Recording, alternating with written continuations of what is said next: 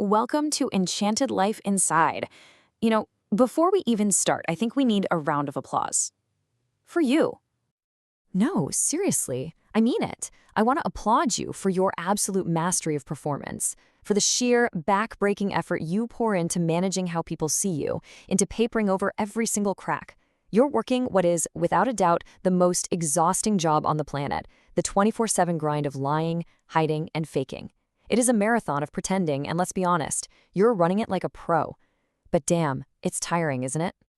Let me show you exactly what I'm talking about with a story. A little modern fable, you could say, about a partnership that, from the outside, looked absolutely perfect. A business built not on trust, but on a flawless and, well, ultimately a devastating performance.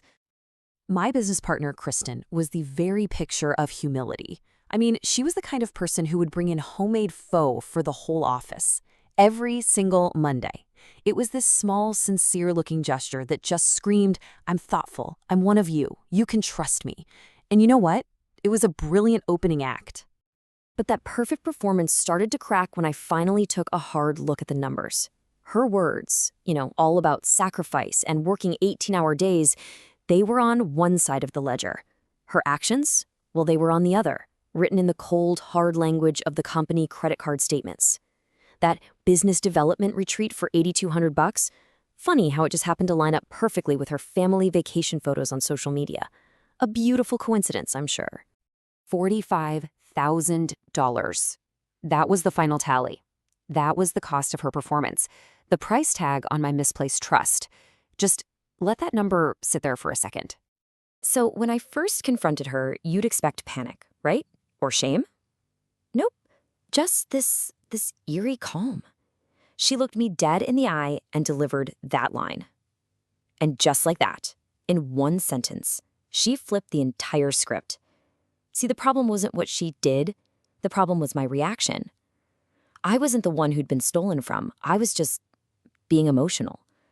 That right there is the pivot of a master performer. And what came next was months of just pure psychological warfare. It was a clinic in manipulation. I'd get texts at 2 a.m. about how stressed she was, designed to make me feel guilty. And then, at noon the next day, I'd see a new post from a luxury spa. She'd break down in tears over the very financial holes she was digging, and then minutes later, send an email demanding that I step up and work harder. In her story, she was both the hero and the victim.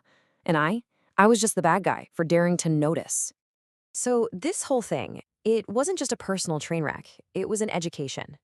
After I hired an accountant and the proof was just undeniable, right there on the table, we had one final meeting. And this is where we shift from the story to a cold, hard analysis of what was really going on.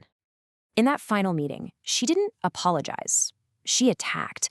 She just went off, listing every tiny, perceived slight, every time I disrespected her by, asking where tens of thousands of dollars of company money went. And in that hurricane of blame, it finally clicked. Her rage wasn't strength. It was the sound of a hollow building collapsing in on itself. A desperate, loud noise designed to distract from the absolute emptiness inside. What we're talking about here is false pride. It's not real confidence, it's a desperate defense mechanism. The best way to think about it is like an overinflated balloon. It looks huge, right? It demands a lot of space, but the second it gets challenged by a single sharp point of truth, it doesn't bend. It shatters into a million pieces. And Kristen's behavior? It was a textbook case. Constant defensiveness whenever she was questioned? Check. Creating these elaborate stories where she was always the victim. That was the foundation of her whole strategy. Hiding her own incompetence behind business jargon to make me feel like I was the stupid one? Check. And that absolute refusal to admit any fault, instead attacking the person who points out the truth? That was her grand finale. These aren't just personality quirks, you see. They are giant, flashing red warning signs of a deeply fragile ego.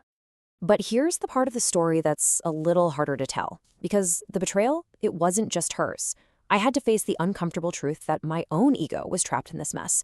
My performance was that of the successful entrepreneur, the guy who had it all figured out. And playing that role meant I had to ignore the red flags. I had to accept the flimsy excuses, because admitting I'd made such a catastrophic mistake would have completely destroyed my character.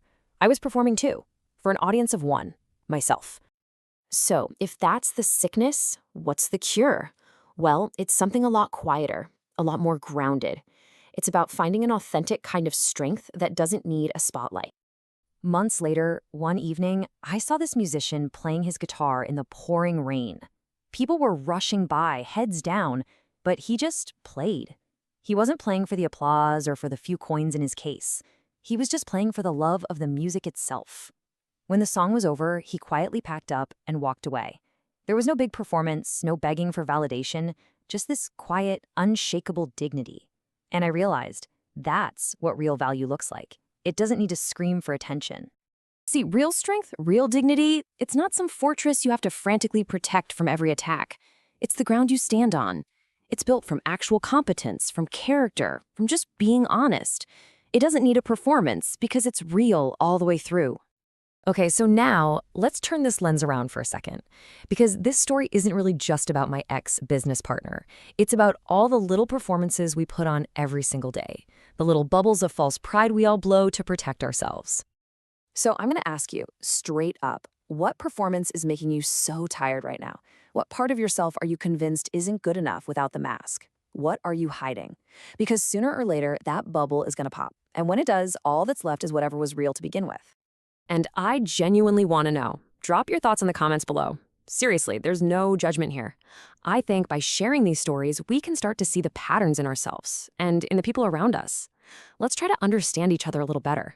And hey, if any of this hit home for you, make sure you're following Enchanted Life Inside so you don't miss what's coming next. I'm looking forward to seeing you again soon, exploring more of these ordinary, everyday things that are, well, very much worth thinking about. Oh, and one last thing. Remember to check out our full playlist for more deep dives.